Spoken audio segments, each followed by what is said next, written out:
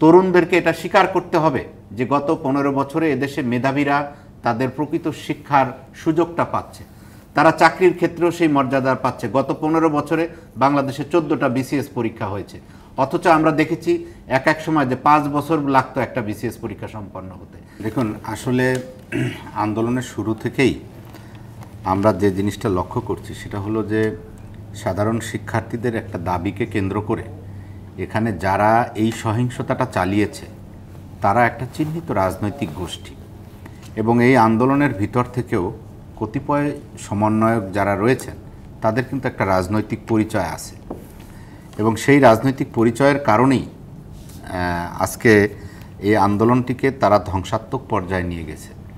কারণ এখানে আপনার ব্লেম করা হচ্ছে যে আইনশৃঙ্খলা রক্ষাকারী বাহিনী তাদের উপর হামলা করেছে।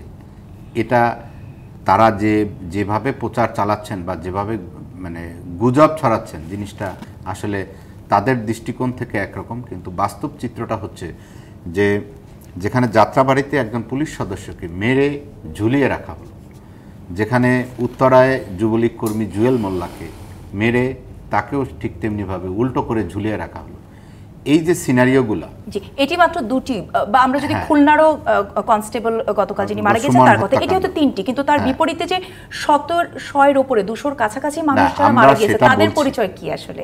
না, অবশ্যই এখানে সাধারণ মানুষ হতাহত হয়েছে, এখানে উভয় পক্ষ থেকেই আমরা দেখেছি যে গতকালকে উত্তরায় জামাত শিবিরের একজন ক্যাডার সে এখানে গুলি করছে, তার পরিচয় নিয়ে কিন্তু কন্ট্রোভার্সি আছে বিভিন্ন জায়গায় এখানে উভয় পক্ষ থেকেই কিন্তু আক্রমণটা হয়েছে। এই আন্দোলনকারীদের ভিতর থেকে একটা চিহ্নিত রাজনৈতিক গোষ্ঠী তারা আক্রমণ করেছে, পুলিশও পাল্টা কাউন্টার করেছে, এবং আমরা সরকারের পক্ষ থেকে বারবার এটার জন্য দুঃখ প্রকাশ করা হচ্ছে।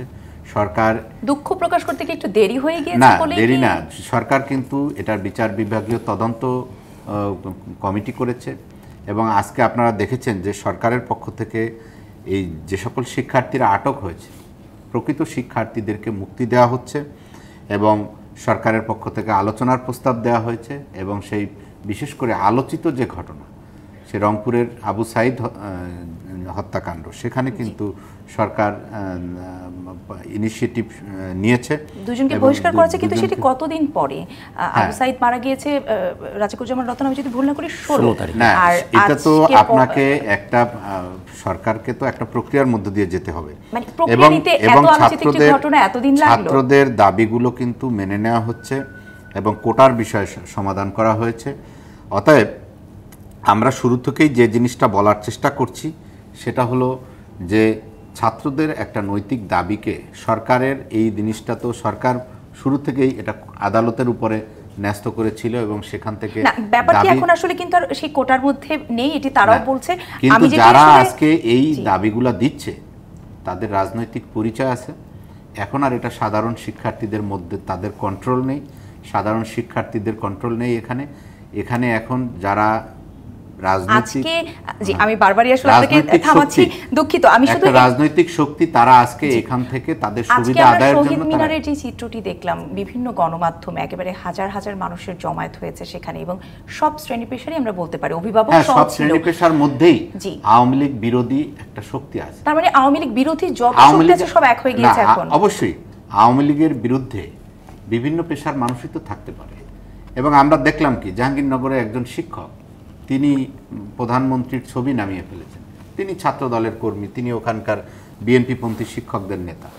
আমরা দেখলাম ঢাকা বিশ্ববিদ্যালয়ের একজন শিক্ষক তিনি কান্না করছেন, তিনি হচ্ছেন বিএনপির এমপি মনিরুল হক চৌধুরীর মেয়ে, তিনি এটা করছেন।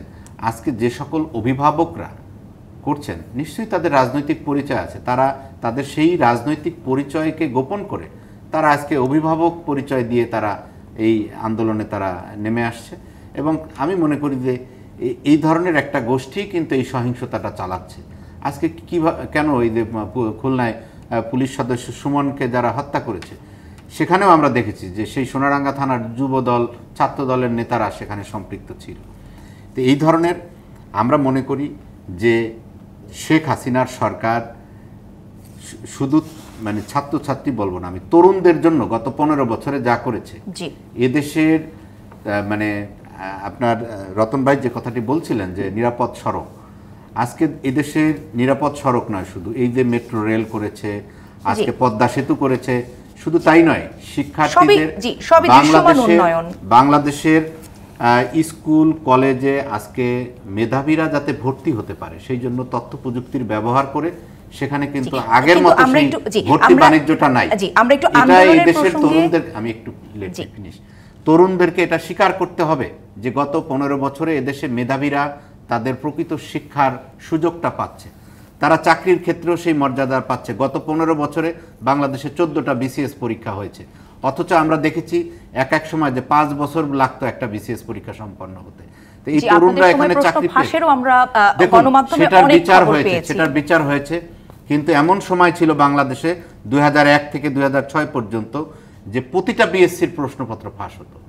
তা বাংলাদেশে তরুণদের জন্য গত 15 বছরে অনেক কিছু হয়েছে। এই সরকারের প্রতি আস্থা রাখার জন্য, শেখ হাসিনার প্রতি বিশ্বাস রাখার জন্য আমি তরুণদেরকে আহ্বান জানাবো।